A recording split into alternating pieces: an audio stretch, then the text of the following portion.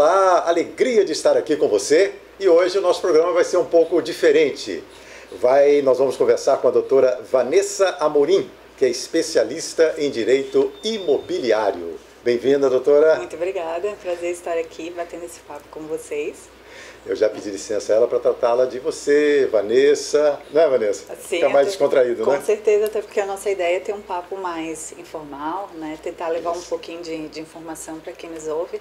Então aqui somos só Vanessa e Fernanda. Isso. E eu conheci a Vanessa no escritório de advocacia dela, né, de sua sócia, porque a proprietária da sala, a nova sala que a Sociedade Teosófica alugou aqui em Florianópolis, e vamos começar a funcionar, a loja Florianópolis de Teosofia vai começar a funcionar em março nesse espaço, e também o portal de mitologia, que já dará uma palestra informando sobre o que é mitologia em fevereiro, que nós anunciaremos brevemente. Mas então, a proprietária da sala é cliente da doutora Vanessa, e lá nós conversamos, batemos um papo, e surgiu a ideia de convidar a doutora Vanessa para esse papo. Então, a partir de agora, eu vou chamá-la de Vanessa, como prometido. Com certeza. Eu vou começar com uma frase que você falou, Vanessa, antes de começar o programa. A demanda nem sempre é a queixa. Exatamente. Isso foi algo que quem me ensinou é uma advogada que trabalha conosco.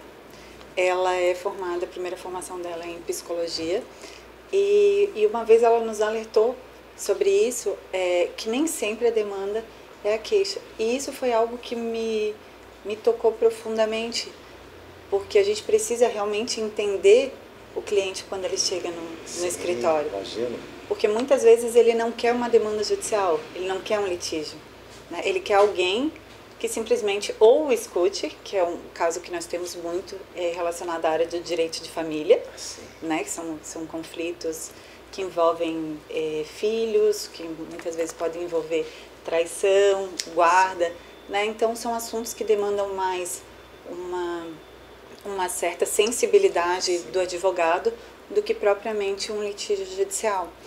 E essa é uma forma que realmente a gente optou em trabalhar no nosso escritório. A gente tem essa visão do direito mais intimista, mais voltado para o cliente, para ouvir e tentar ajudar.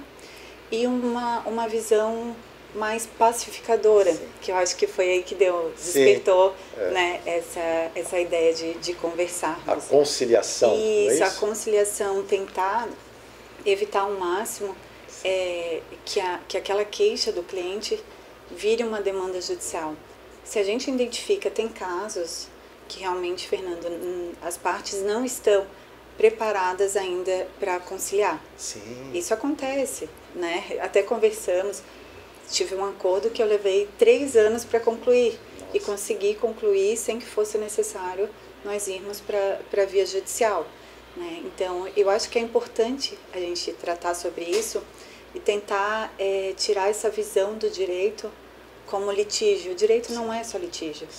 O direito, principalmente o advogado, ele pode ser uma ferramenta de pacificação, de evitar que isso vire um processo judicial. Por exemplo, Vanessa, chega uma pessoa, né, que te contrata para defendê-la, geralmente emocionada, não é? Que quem certeza. Procura um escritório de advocacia está mobilizado por alguma coisa, não é? Como você faz para não entrar na pilha do seu cliente, digamos assim? Isso é algo que eu tive que trabalhar em mim ao longo desses anos, né? Eu faço tratamento com uma naturóloga, acho que, não quero me enganar, mas creio que uns 5 anos, e ela foi essencial para eu conseguir me entender, para eu conseguir entender que a minha energia ela é diferente da energia do meu cliente e que eu não posso me contaminar com aquela energia que o cliente chega, né? Ele chega até o escritório principalmente, ou obviamente, porque ele tem um conflito, ele tem um problema que ele precisa resolver. Então ele chega numa sintonia um pouco pesada, carregada. E eu aprendi ao longo desses 5 anos, né, depois de bastante estudar, de me autoconhecer, a não deixar me contaminar com essa energia, a separar o que sou ele e o que sou eu, justamente para que eu possa desempenhar esse trabalho que é o nosso propósito, né, de tentar sempre conciliar, entender a demanda do cliente e não potencializar aquilo que ele sente, né? Aquele sentimento ruim. A gente não pode, como advogado, potencializar isso. A gente tem que tentar, né, trazer o cliente, escutar a queixa dele e saber se aquilo pode virar uma demanda judicial ou se é algo que a gente consegue realmente ali, né, nessa fase de administrativa que a gente chama, resolver com a outra parte. Certo. Mas foi um trabalho que eu... Com você mesmo, Comigo mesmo, sim. Exatamente. Quer dizer, você, e acredito que todo advogado, e outras profissões também, mas hoje o nosso tema é o direito, é a advocacia. Deve chegar em casa exausto. Esse assunto que tu tocasse é bem importante, que eu sinto isso quando eu vou em audiência. Quando eu vou em audiência, né, que o fórum, ele é um lugar muito de conflito. A energia que está circulando ali são de pessoas em conflito, que têm problemas e que querem resolver. Então, isso me suga muito. Realmente, assim, eu chego em casa depois de uma audiência e muitas vezes eu sou obrigada a ir dormir ou a ficar alguns minutos ali só deitada na minha cama, sem fazer nada para descansar a minha mente. Né? Realmente, para mim, eu sou um pouco sensível e isso me afeta. Claro. Isso me afeta, esse ambiente de conflito, tudo isso me deixa um pouco exausta, com certeza. Você falou da sensibilidade, né? Da sensitividade. Sensitividade também, sim. Que algumas pessoas têm isso num grau elevado, elas percebem o ambiente, as vibrações, a energia, não é? E isso você procura trabalhar também com a sua nutróloga? Isso, é a minha naturóloga. Naturóloga. Ela, sim, a naturologia, ela tem uma visão de que a gente tem que se autoconhecer, tem que conhecer as nossas emoções, né? E principalmente a gente tem que, para a naturologia, toda doença física ou tudo que acontece, ele é fruto de alguma das nossas emoções, né? Então, eu sempre tenho florais. Sim. Eu sempre tenho florais, né? Geralmente, depois que o Bernardo nasceu, eu tenho um filho que tem 2 aninhos, eu não consigo ir com tanta frequência, né, no consultório da Renata, mas geralmente eu tenho meus florais, até para antes do parto, rompeu minha bolsa antes de ir para a maternidade, eu tomei meus florais. Sim. O equilíbrio, isso é fundamental. O equilíbrio, isso é fundamental. E, para mim, é uma coisa que eu tenho muito gosto em falar, porque realmente, assim, a naturologia, enfim, me ajudou muito, esse autoconhecimento me ajudou muito, até na minha qualidade de vida, principalmente na minha qualidade de vida. Né? Chegar que qualidade de vida? Estar mais disposta, estar mais equilibrada, mais de bem até para desenvolver meu trabalho. Tem momentos, por exemplo, que falta concentração. Sim. Né? Isso acontece, é normal em todas as profissões. E quando eu vou na minha nutróloga, dizer, esse mês eu estou um pouco sem concentração. Né? Ela faz uns florais para ajudar a equilibrar. Né? E para mim, super funciona, assim. Né? Uma coisa que dá muito certo, que eu particularmente acredito bastante. Hoje no programa nós estamos conversando com a doutora Vanessa Amorim, que é especialista em direito imobiliário. Nós estamos conversando com coisas totalmente diferentes hoje aqui. Que tornam o que eu sou, né? Isso, que me fazem a Vanessa advogada, a Vanessa mãe, a Vanessa esposa, essa junção de tudo isso que eu aprendi, né? Sobre autoconhecimento, sobre a vida, sobre litígios, né? Que fazem com que eu tenha essa visão profissional. De conciliação. Né? De conciliação, de pacificação, exatamente. Eu falei em direito imobiliário, eu me lembrei que nós estamos morando aqui nessa casa. Estamos, com certeza. Não é? E ela tem também os seus direitos. Tem. Nós temos direitos e deveres em relação a essa casa aqui. Sim, não é? sim. Eu acho que nós estamos tratando muito disso também. Né? Também, com certeza. Eu gostaria que você falasse um pouquinho sobre a natureza humana. Tá. Pela sua experiência, não é? O que você observa assim da nossa natureza humana? O que é mais premente? O que surge mais? O que rompe mais? É uma pergunta um pouco difícil, né?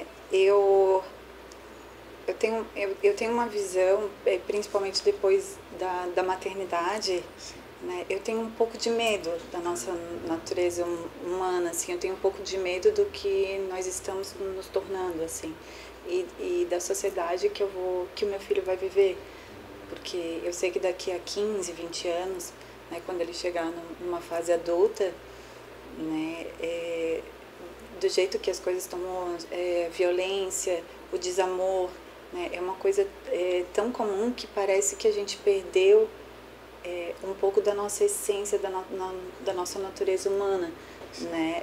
Isso é uma coisa que eu me pergunto assim bastante frequentemente, né? E eu acho que a gente precisa parar um pouco. Sim. A gente precisa parar e a gente precisa começar a rever muitas coisas, assim, muitos ensinamentos, muitas das nossas condutas. É algo que a gente precisa estar se policiando o tempo todo, né, Fernando? Talvez entre aí o que nós falamos no início. O motivo de estarmos aqui, fomos alugar uma sala para a Sociedade Teosófica para divulgar a teosofia. Uhum. E essas filosofias espiritualistas, ou não ligadas essencialmente a religiões, exatamente, mas que fazem parte desse corpo de ensinamentos, né, que são fundamentais para o nosso realinhamento com a nossa origem real, que é divina. Exatamente.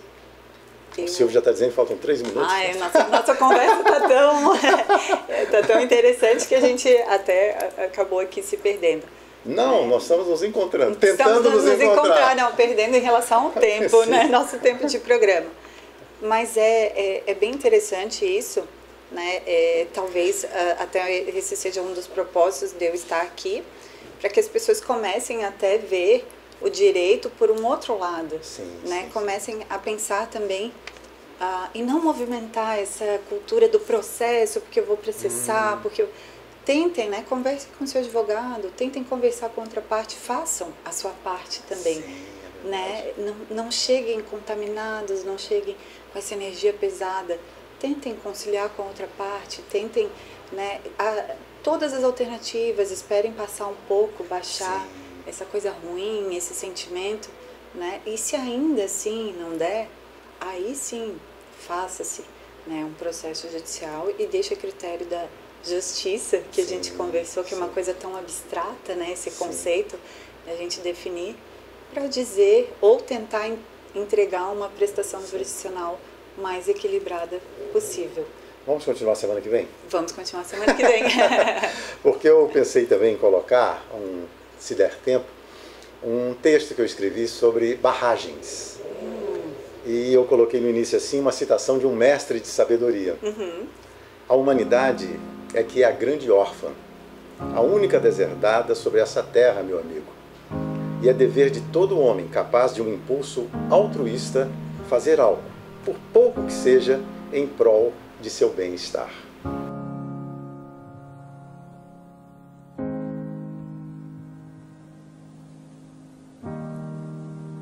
Vivemos imersos em rios de números e dividendos. O sistema financeiro é implacável e cobra juros, lucros, competições, pressões. A natureza, contudo, tem seu próprio ritmo, indevassável, intransponível, mas o homem se acha como dono de tudo e de todos os destinos.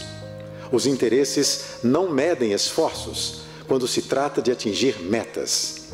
O egoísmo é a mola propulsora. Mas onde entra a generosidade nesse sistema de trocas entre desiguais? Os alicerces de uma barragem carregam neles todas as vibrações das mãos que a construíram. A intenção do dono celebra o motivo e corrobora a vibração. O ideal é a força que modela todos os atos. Quedas de barragens, acidentes naturais, como impedi-los? É como enxugar o gelo da hipocrisia. Pressões, pressões e mais pressões sobre o ser humano e a natureza. Um dia, a casa cai, barragens explodem, o ser humano grita, minimizam seus efeitos, mas as causas continuam. Pobre humanidade órfã, de que falava HPB. É a lama, é a força da grana que ergue e destrói coisas belas. Será que no silêncio da meditação, o desejo inexprimível do homem pelo infinito, encontraremos alguma resposta?